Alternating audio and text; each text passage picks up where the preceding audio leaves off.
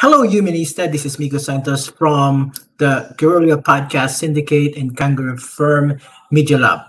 Registration is officially open for the Podfiesta Summit.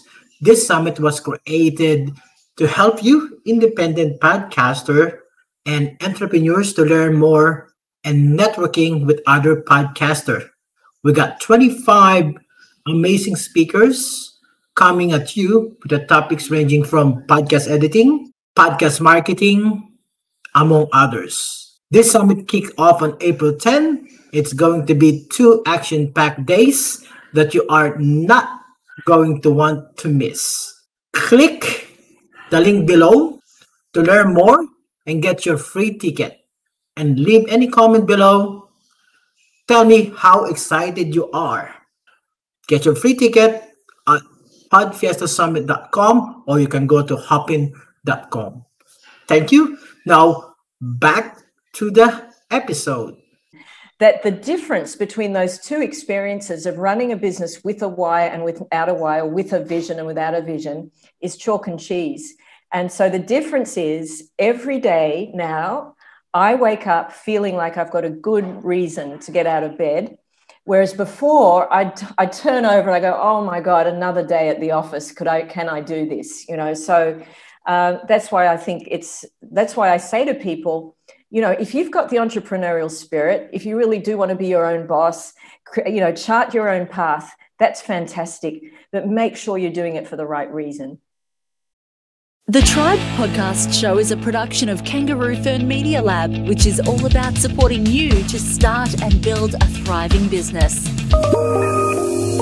Tribe podcast on AusPod Syndicate. A lifetime of studying of human nature and her roller coaster of success and failures become the foundation of Janet's breakthrough work. At 48, she had it all except one thing. She spent her entire life chasing the deep contentment that comes from knowing your true calling. With over 35 years experience as entrepreneurs, managing and exiting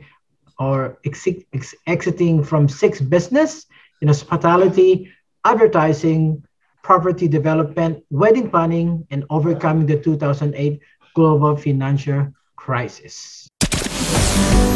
Welcome, everybody, to this week's episode. We really appreciate you joining us. This podcast really shows us how we can all learn, live, and thrive off of each other. By sharing our knowledge through our conversations, we will impart some knowledge whilst learning ourselves how to progress even further. Here is your host. For today's episode, please welcome Janet Hogan on the 5th door. Welcome to the Tribe podcast. Thank you so much, Mika. I really appreciate that introduction. It makes me sound like a human doing on steroids, doesn't it? Okay, so let's discuss. Can you tell us about you and how's your journey being an entrepreneur? Oh, well, look, I think for some of us, maybe it's in our DNA. I actually started my very first business when I was 16. For those listeners who are in Australia, you would be familiar with our most famous dessert called the pavlova. And so I set up a business making pavlovas from my family home and delivering them. And with that business, I saved up enough money to buy a bicycle and a boat, a little dinghy. But I got so much joy and satisfaction from making money, buying something with that money and being my own boss that I think it sowed a seed in me. And from there, I've run about 6 different businesses over the course of my career. When I search on your website, why you say make money by making a difference? Can you elaborate that? I would love to elaborate on that, Miko. Yeah, so over the course of my career, I started out with my partner, Ralph, and ran a whole bunch of different businesses, a restaurant, an advertising agency in Sydney. We did real estate development, bought, renovated and sold over 100 properties. And then, as if that wasn't enough, we also set up and ran a wedding business in Australia and Bali, Indonesia. But I have to say that there was one vital ingredient missing from each business, and that was a feeling of purpose behind the business, if you like, an overarching vision. We basically set up the businesses because we could, because we had the capability, and we thought, oh, that'll be a good way to make money. But there was never that why behind the business. And I realized only in hindsight, and now that I'm actually doing what I love, I have a big why and I have a big vision, that the difference between those two experiences of running a business with a why and without a why, or with a vision and without a vision, is chalk and cheese. And so the difference is every day now, I wake up feeling like I've got a good reason to get out of bed. Whereas before, I turn over and I go, oh my God, another day at the office. Can I do this? So that's why I think that's why I say to people, if you've got the entrepreneurial spirit, if you really do want to be your own boss, chart your own path, that's fantastic. But make sure you're doing it for the right reason. And it's much more than just about making money. Money should come as a byproduct of doing something that your heart is in, that you feel passionate about, because the energy of passion is ultimately what will drive you forward. We know that for an entrepreneur, it's not like having a job where you just roll up at 9 o'clock, leave at 5, and someone else handles all the responsibility. You carry a lot of responsibility on your own shoulders, and there are going to be hard times. And the way to get through those hard times is to be fueled by the energy of passion. In other words, you really care deeply about what it is that you're doing, to the point where it's not so much about you, but about something that's bigger than you. And that's what I find has now means when I do my work, it's not so much about me, but the difference I can make to the lives of others, how I can create some kind of transformation for others. That's what gives me the joy. And then the money comes as a result of that, but it's not the carrot that I'm chasing anymore. So what's your advice for individual who is looking to set up their own business or getting into entrepreneur journey, but they don't have any idea how to start? Mm-hmm. Well, yeah, and I know that was my dilemma. When I started my first business back in the 1980s, there was absolutely no information. There was nothing at hand to actually help guide us on our journey. So we just had to do what we thought was the right thing. And consequently, we made lots of mistakes.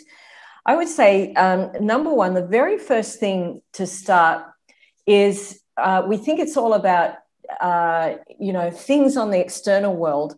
But for me, if I had my time over again, what cost me so much along the way was I didn't know myself. I didn't know who I was. I just thought that if I threw myself into something and worked hard, that it would be successful. And what I realized was that what's more important than anything is to actually understand what you need. So I would say the number one thing for any person starting out is to know what your core need is. And that. In other words, what is it that's most important to you? Is it making a difference? Is it financial freedom? Is it adventure? Is it joy? What is the deep-rooted thing within you that you're needing from the business? Because if you don't identify that from the beginning, I guarantee the business will not give it to you. All it will give you is sleepless nights and much, much longer working hours. And the real risk for you is that basically you take on all those headaches and all you've done is given yourself a job. So you said you have to have a passion, and you have to have a focus on what your idea is. Yeah, exactly. So I'll give you an example of how this works. So someone I was working with about a year and 18 months ago now, she identified her core need as freedom. This is what was important to her. She wanted a business that would give her a degree of freedom. And let's face it, that's why a lot of us get into business, right? We want that freedom. We don't want to feel that we're accountable to a boss. So when we identify a core need, what's interesting about that is that why it's a need is because we've experienced the opposite of it. We've experienced not having freedom. That's when freedom becomes important to us, when we feel that we might have brought up, we might have experienced a background of being, trapped in some way, or having our freedom taken away from us. So the thing that we want most for ourselves, then if we get that in our business, tends to be what we want to give to others, and that becomes our why. So to continue on this example of this person who identified her core need as freedom, now what she's doing, she's working in the digital marketing space, and she offers done for you lead generation programs. And her vision is to give freedom to entrepreneurs. So she takes the headache of getting marketing leads, and we know how, that is a headache, having to worry about that. She takes that headache away from them. She gives them the freedom to do what they enjoy. And what most entrepreneurs enjoy doing is the idea of building the business, making the money, being the creators of something. They don't want to be caught up in how do I generate marketing leads. So her core need has actually become her why, and what differentiates her from other people in the same space. So you're saying you have to have a unique selling point if you're starting a business. Definitely. Yeah, a unique selling point that really comes from you, something you feel passionate about.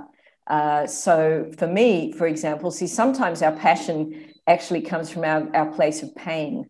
So what my 6 businesses taught me was the pain of spending most of my life behind a desk doing work that I wasn't really suited for, poring over financial spreadsheets, managing staff, all the things that I think drive entrepreneurs mad. That's what I was stuck with. And I was brave about it. I said, no, I can do this. I'm fine. How many times do we go, no, I'm fine. Don't worry about me. And we enter this space of self-sacrifice where ultimately we actually lose our identity. We forget who we are because we're doing things for everyone else, for the team, for the client. And that kind of becomes our purpose in a way, but ultimately that won't fulfill us. And this is where we reach a stage of burnout. And I feel that the reason, small business and, solopreneur type companies or businesses run aground, there's a high failure rate, simply comes from this instance of burnout. We lose our passion, we lose our energy, and we get to the point of going, oh, please, someone take this off my shoulders. Can you do this for me? And I think that's just because we started off on the wrong foot right from the get-go. We put everyone before ourselves. We pay everyone first. What we must do is put ourselves first, understand what it is that we enjoy. What do you enjoy? Find out what that is. And how can the business give you that? A lot of entrepreneurs I speak to say, I just love making money. I think that's wonderful. If that's your passion, that's something to shout from the rooftops. So focus on that, but don't get caught up in the day-to-day operations because you'll drown in that space. You won't make the money that you thought you were going to. So you have to create this separation, stay very attached to your vision and the core need that you need the business to give to you. It's your baby, but don't give everything to the baby so that it's depleting you. It has to feed you first. Good. So you're saying burnout. So that's my next question. As an entrepreneur, just like you as well, how would you advise or how would you manage it, the burnout? So because most entrepreneurs are focused, passionate, and they don't believe life-work balance sometimes. So how would you overcome this burnout? So it's happened to me a lot. And what we've done in the past, what I did, this was my mistake, was every time we burned out, we thought, oh, the problem is the business. Let's just sell the business and start another one. That's what we did over and over again. So we never stopped to think, why am I feeling this way? So burnout tends to happen to people who really are usually very good at something. And this isn't limited to entrepreneurs. I mean, let's include professionals here, doctors, lawyers, accountants, anyone who's running their own business, basically, becomes very good at what they do and they put all their energy into that. But it's still all about them. Now, so eventually, that person is just going to run out of steam. Like I use the example of my father, for instance. He was a very successful doctor. He specialized in ear surgery. In fact, he specialized in those cochlear implants. And he was based in Sydney, and he performed the first cochlear implant on a baby in the world. So he was very good at what he did. People called him Dr. Ears. But when he finally left us, which was about 20 years ago, he was an exhausted man because he put all his energy into his work, but it was still in a way all about him. So comparing that to, say, someone like Dr. Fred Hollows, I don't know if some of the listeners would be familiar with Fred Hollows. He was the same. He was a surgeon, a very competent eye surgeon, but he had something bigger. He had a vision. And the vision was to restore sight to people in undeveloped countries. And I don't know how many cases of people he helped removing their cataracts, but I'm sure it was at least in the thousands. It might have been in the tens of thousands. Now, the difference between him and my dad was he had something bigger that he was working for, a vision that he could articulate to restore sight in these populations that inspired others. Now, when you inspire others, they become attracted to you and they want to work with you. They say, I want to join your team. I want to help you in your vision. I love your vision. This gives me a sense of meaning as well. So what happens is the business is no longer resting on your shoulders entirely. You're able to share the load of it with a team of people. And this is, for me, this is probably the most important lesson for the entrepreneur, because most entrepreneurs end up alone in a very lonely place. Because what happens is they tend to be drivers, and drivers have a tendency to say, oh, I can do it better than that person. I can do sales better than this salesperson. I'm just going to, I'll get rid of them and I'll do sales myself. Or, I could be doing this accounting better than this person. Or I could clean this toilet better than this person. I'll clean the toilets as well. And eventually we see this lone wolf who's running the business on their own, and with no support and no team to share the load becomes exhausted. So for me, the answer to burnout is to attach your sights to something that's bigger than you, that's going to attract not only great people to your team, but also clients, because clients buy your vision. That's what inspires them. And that's also what creates trust. Because when someone says, actually, it's not about me, and this has to be for real, you can't fake this. But when someone says, I do this work so that I can change the world in this way, we don't have to try and be Bill Gates or someone like that. It can be in a small way. It doesn't matter. But this is my contribution. This is the difference I'm here to make. Clients go, wow, that guy's the real deal. Yeah, I'm going to talk to them. I'm going to reach out to them and hear what they have to say. So it's so important on so many levels to have this bigger vision, for your business, but it's also what will provide the support crew that you need around you, so you don't end up in that lonely entrepreneurial space, so that you've got a team around you who are supporting you because you're all driven by a common vision. So one of your buyer say, I'm a mindset rebooter here to help entrepreneur in transition break free of their crazy loop. So can you explain to me mindset rebooter? Are you gonna reset the brain or the mind of the... Yeah, well, it's interesting in the context of the pandemic and a lot of us being forced to work from home, and in turn that's forced many people, because they simply haven't been able to go outside and haven't enjoyed the same freedom of previously, to go, okay, well, maybe I'll do a little bit of inner work. Maybe I'll see this as an opportunity to ask myself, why aren't I more successful, for instance? That's a good question.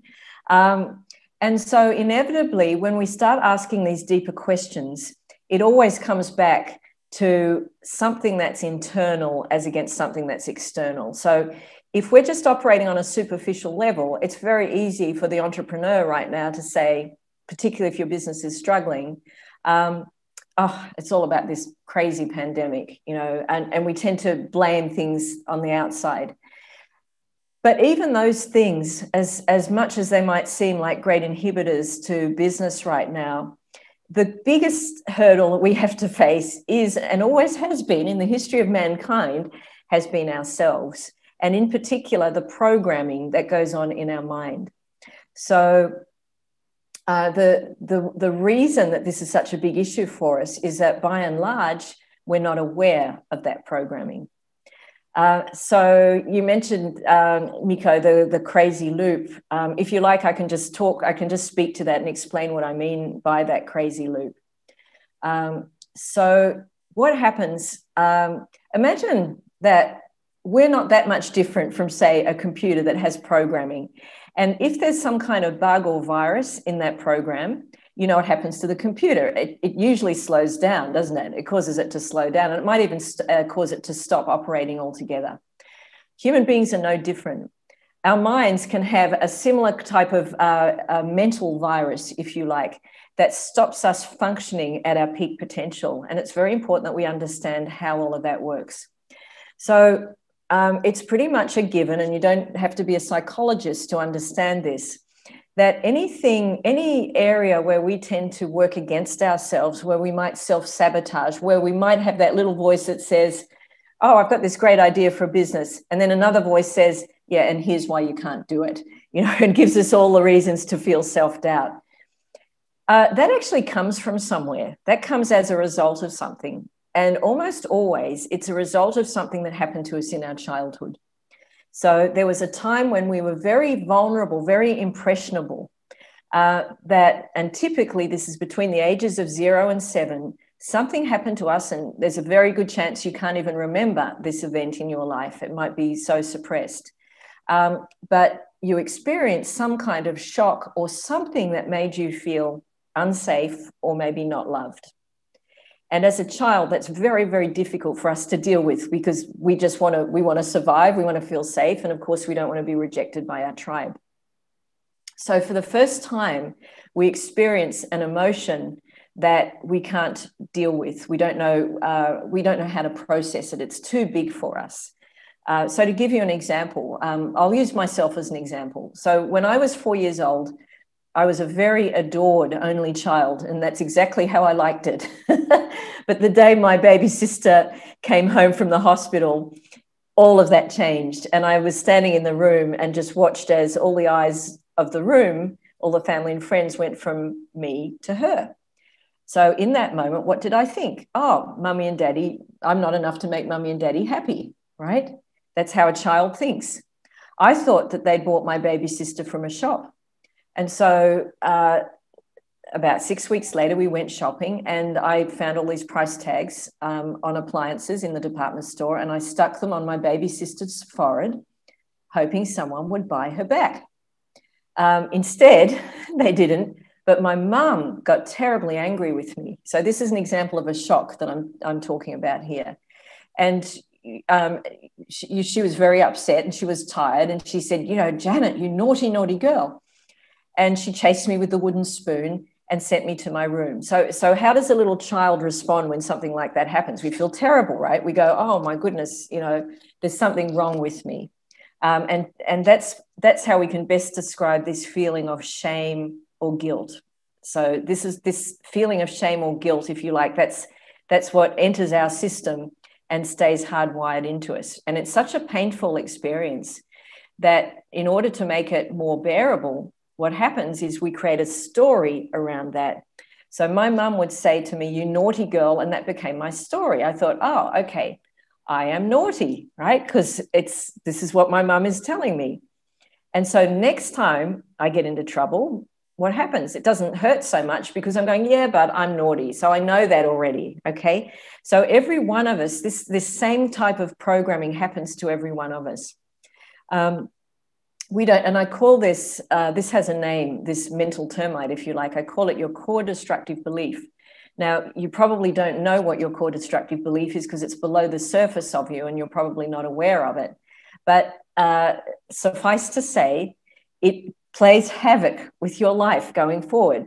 It might be something like, I'm the source of all evil. They can be very dark. Or I'm absolutely worthless. I am of no value. It's in this area of that there's something missing from us, something lacking, something wrong with us. I am defective. I'm damaged goods. There are hundreds and hundreds of them, but we all have our own unique one.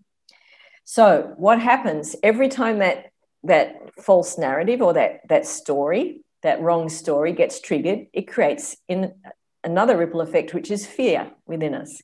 Now, what happens when we feel fear? So for me, that fear of, I'm a naughty girl, I'm naughty, was the fear of getting into trouble. So this fear and your core fear, you probably don't know what your core fear is, but it's within your system, is what will drive your behavior. Okay, so if my core fear is getting into trouble, what do I as a 4-year-old do? I go to school and I become the teacher's pet. I do everything to stop myself getting into trouble. And so accordingly, I become probably this unbearable goody-goody to my friends. This is what we call the overcompensating self. And we see the overcompensating self in the entrepreneurial space a lot. So this is where you say, it's almost like we become heroic. I can do everything. I can do it. I just have to apply myself and I can get through this. It's almost like we become holier than thou, someone who's impossibly successful and perfect. And we do this because there's a sense of there's something wrong with me that we can't face. And so as a response to that, we try and overcompensate by being super good, super successful. I'm going to break all the records. What happens when we live in that overcompensating place? Well, this is where burnout happens, because we're trying to be all things to all people. I'm going to be the best leader. I'm going to look after my team. I'm going to create all these goals, and I'm going to achieve all these goals. And of course, because it's not coming from with us, but we're trying to just be someone who we're not, we're playing to a false identity. Even if we get that goal, it's not very satisfying. You go, oh, okay, well, I've got that. I've done that now. Now I better set another one and another one and another one. And this is where we reach a point of burnout. So this is the crazy loop that I'm talking about, that we keep swinging between these two different extremes of ourselves, this sense of inner wrongness created by the core destructive belief, and then the sense of self-righteousness created by the overcompensating self, which is where most entrepreneurs tend to live, in that space. And that's the space of burnout. That's very well said, Janet, for explanation in relation with the burnout. And so can you tell us how the PIP door started or was born? Yeah. Oh, thank you for asking, Miko. It was interesting. In about 2007, after being in the entrepreneurial space for about 35 years, I finally got everything I thought I wanted. So I had the big house on the waterfront. For those of you in Australia, you're probably familiar with the Whitsundays, which is Australia's answer to the Caribbean. Private beach next door, tropical lifestyle that would be the envy of Richard Branson. A solid marriage, 3 beautiful daughters, millions at my disposal. I had all of that. And I never forget sitting in my kayak one Sunday on this beautiful glassy bay with turtles bobbing up and down in the bay, and just looking at everything we owned.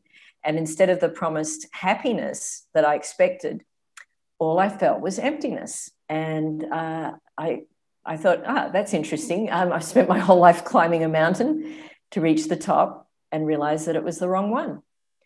But I didn't do anything with that. I just kept on forging ahead.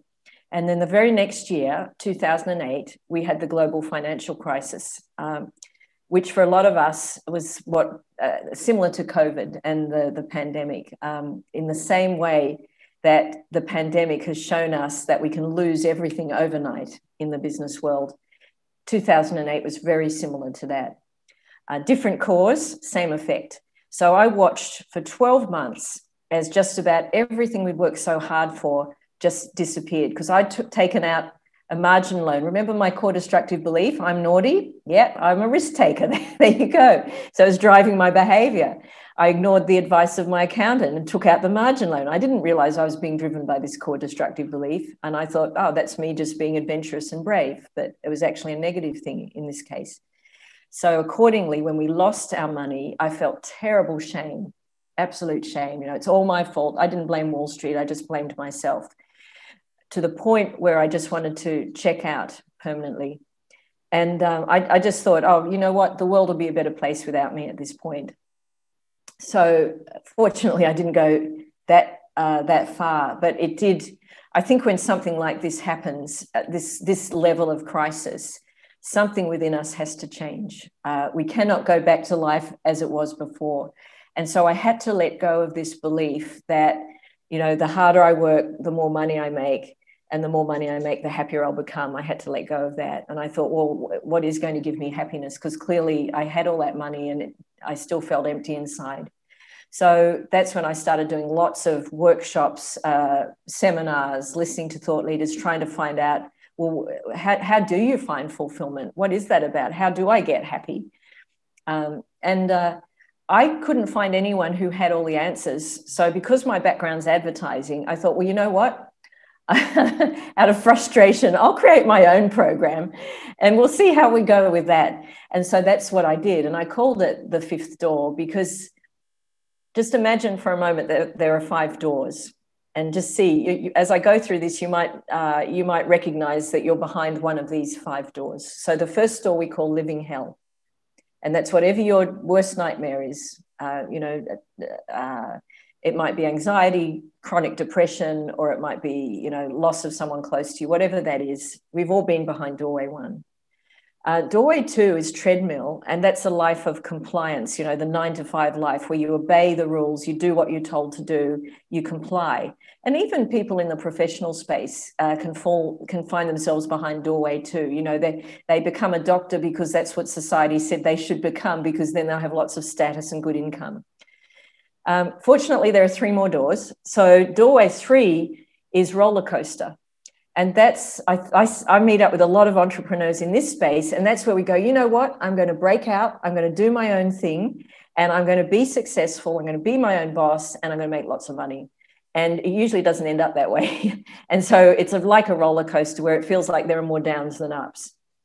And then I was very lucky to get to door 4, which I call pipe dream. And pipe dream harks back to the days of opium dens, when people would sit around smoking opium and living in a delusional kind of idea of what paradise was. And so this is door 4. Pipe dream is, it's the successful life, but it's someone else's definition of success. It's actually not satisfying anything internally. And that's why some of us who get to this point are surprised to not find the happiness that we thought we would at this level. We go, what's missing? And then feel guilty because we don't feel more grateful. So this is where we come to the 5th door. And the 5th door is where we cross a very significant threshold, where we cross into the realm of going, actually, what if I made this all about me? What if I did what I enjoy? Now, you might not even know what that is. I know that I lost touch with myself. I couldn't tell you what I enjoyed. When a business coach said to me, Janet, what do you want? I looked at my blank page and burst into tears. I had no idea. But imagine for a moment that you do have this clarity. So you know what you enjoy, and you also know what you're good at. And there's a third piece to this. And there's a problem, just imagine this, there's a problem that you were born to solve that comes from your pain, and that by solving this problem, you're adding value to the lives of others, and you're solving the problem by doing what it is you enjoy and what you're good at. Can you see how powerful that is? So it's what you enjoy, it's what energizes you, and what energizes you even more is that you're using the special talent that you have, the thing that you love doing, to make a difference to the lives of others. Now, when you can find out what that combination is, that's the trifecta. That's where everyone's a winner at that point. You're a winner because you're doing what you really enjoy, what gives you energy, and so are your clients because you're putting your heart into the work, and you're creating real results, real change as a result. And so you get rewarded accordingly. But we're not chasing the dollar here necessarily, unless that is your passion, of course. If it's your passion, that's fine. But you're chasing whatever it is that you love doing. You're satisfying that core need, you're helping others, and of course, then the money flows as a byproduct of that. So that's how I created the program. Okay, yeah, that's a good explanation and very well said. So you're saying that if you want to become an entrepreneur, you have to go with your passion, and then next is the profit. Because if you say profit first, then you're gonna be on the crazy loop. Yeah, that's right. Because money in of itself doesn't fulfill you. The things that money buys might give you status, might give you comfort, might give you a level of security, but they're not necessarily things that are permanent. We've seen with COVID how quickly those losses could be accrued just like that. You know, we've seen the pillars of wealth and health both crumble. The only thing that we can fall back on going forward, because how quickly is the world changing? I mean, it's absolutely incredible, the rate of change that we're witnessing right now. I mean, this is a first, isn't it, for the human species to see change at this pace. So I don't know that anyone can really predict what the future holds at this point.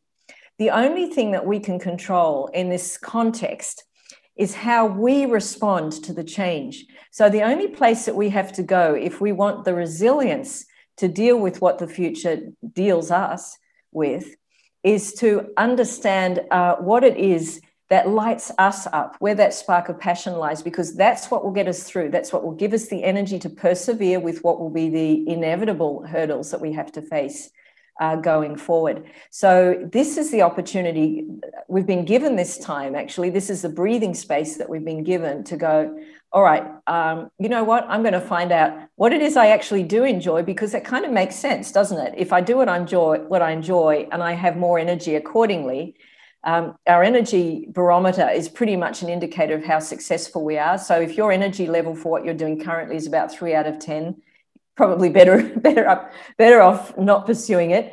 But if you've got an energy barometer of, say, or an energy rating of, say, 8 out of 10 or above, you can probably confidently say that you're in the right zone, and that just to continue on that. And that energy level is what will see you through the inevitable hurdles that are, you know, awaiting us out there in the future. Thank you for that. Before the final advice, can you tell us do you have any recommended book and a podcast as well that you are also listening as well and reading? Yes. Yeah. So I have to admit, I'm not a big reader. I love listening to podcasts. So this is something I found out about myself, that even though I always wanted to be a writer when I was young, I was actually more auditory. So these are the little bits about ourselves we have to understand. What's our key learning modality? So I actually love listening to podcasts, and I love speaking as well. I love listening to Russell Brand, actually. So he's not a classic entrepreneur. I guess I'd call Russell more of a thought leader. But he brings into his space some very interesting people. And what I like about him, apart from the fact he can be a bit self-indulgent, but overall he's pretty funny. I like his humor, but I particularly like his vulnerability, his ability to talk about his addictions, talk about how he's struggling. And I think going forward, for all entrepreneurs, the key to trust, getting trust from your clients, trust from the people who you work with, is being able to be vulnerable. What does that mean? It's owning up to your mistakes. It's saying, I really stuffed this up. I did this. It's bringing ourselves, we're leading by example. You know what it's like when you're leading a team and no one wants to admit having made a mistake, especially if it's cost you money. No one tells you about it. They don't tell you. And so everyone covers everything up. And I've experienced that many, many times. The way around that is to say, I've made mistakes, I've lost money, and suddenly we're opening the door to people going, yeah, okay, so all right, it's fine if I make a mistake. I don't have to be so scared of that. So yeah, for podcasts, I like listening to Russell. He has an interesting mix of guests, and he also talks a lot about mindset, which is my fascination.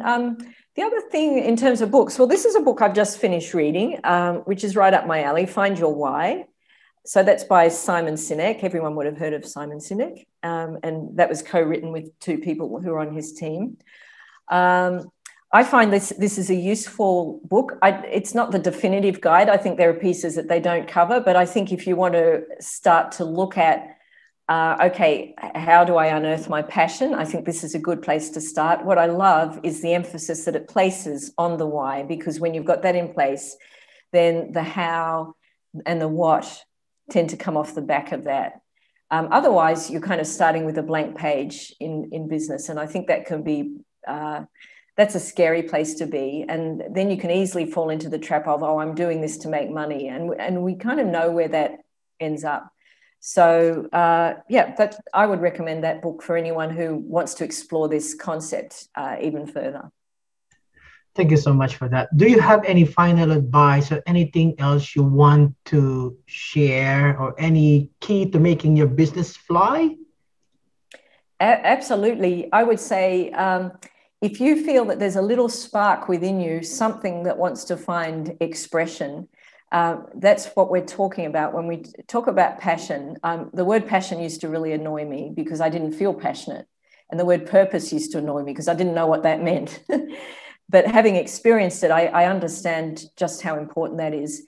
But what happens is when we work very hard, and we can almost become workaholics and put all ourselves into the work, we squash that little flame, that spark. But that spark holds the key to your success. So I would be saying to anyone listening to this, pay attention to that spark. Don't let it be crushed or suppressed. Do whatever you can to bring that up. And don't allow your doubting voice to quell that spark. Just remember what I shared with you in that crazy loop, how we create these stories that are embedded in us about why there's something wrong with us, why we're not good enough, why we're not enough. And remember that that's just a story. And if you take nothing else away from this podcast, just understand there is nothing wrong with you. If you want to succeed, you absolutely can. But don't try and do it without acquiring a lot of self-knowledge. Start with you. So Simon Sinek might say, start with why. I'll say, start with you. Start with who? Start with you. Start with you. Get to find out what it is that's going to take you through the tough times, what you enjoy, what you're passionate about. And then everything should flow off the back of that. And that's when I think you can find the holy grail, which is making a living doing what you love. A lot of cynics and skeptics say, no, you can't do that. You absolutely can. And you owe it to yourself to find out how you can do that. Thank you so much for that. So if anyone wanted to have a chat with you, how to contact you? How they can contact you? Yeah, the best way to contact me actually is just on LinkedIn. That's where I find most of my people, and I'm always approachable by email as well, janet@janethogan.com. My website's just being built at the moment, so I won't advertise my website, but I will say that this last year has been amazing in terms of being able to work with people all around the world. And that's why I'm creating my website afresh now with programs that can be taught online. So just one other thing I'm thinking, Miko, is I think a really important message. When you're in the entrepreneurial space, you might have limited your thinking to your geographic location. And what I'm finding, I'm based in Australia, but most of the people I'm working with are actually in America, in the US. And that's totally thanks to COVID. So previously I was based in Bali. I was doing workshops, live workshops at our venue there, face-to-face, in person. People had to fly to Bali to work with me. And now everything's happening online. So just remember that the world has just expanded in a huge way. And if you can somehow bring your product online, that's the key. Everything's online. We know that people are working from home online. So just think how you can launch yourself online, and think about your ideal customer might not be in your country, but somewhere far flung. But I'm sure they're waiting out there for you. Thank you so much. So that's in line of that. So thank you to my sponsor, which is Kangaroo Firm Media Lab. It's a podcast management service. So if you want to launch your own podcast, or wanted someone to manage it, so just book now with kangaroofirm.com. It's Australian independent podcast. So it's based in Australia. And yeah, so and also thank you so much for your time, Janet, for your I know you've been busy during this time. So thank you for your time and guest our Tribe podcast under AusPod Syndicate as well. And thank you to web host. Our web host is myios.com. And also, if you want to get some merch, so merchpedal.com as well. So check them and support them as well. Thank you so much for another episode of Tribe Podcast under AusPod Syndicate. Thank you. Thank you, Miko. Thanks. Thank you. Thank you for listening. Make sure to visit our website at www.auspodsyndicate.com.au, where you can subscribe to the show in Apple Podcasts, Google Podcasts, Spotify, Stitcher, or via RSS, so you'll never miss a show. While you're at it, if you found value in this show, rate and review this podcast and share it with your friends. You can also join the conversation with AusPod Syndicate on Facebook, Twitter, and Instagram. Please consider on making a donation to help us keep making the podcast you love. If you have any questions, feel free to reach out to us.